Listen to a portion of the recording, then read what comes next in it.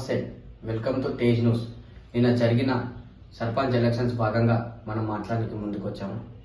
సిద్దిపేట జిల్లా బెజ్జంకి మండలం సిలాపూర్ పల్లెలో ఎరువల్లి శ్రీని పటేల్ సర్పంచ్గా పోటీ చేయడం జరిగింది.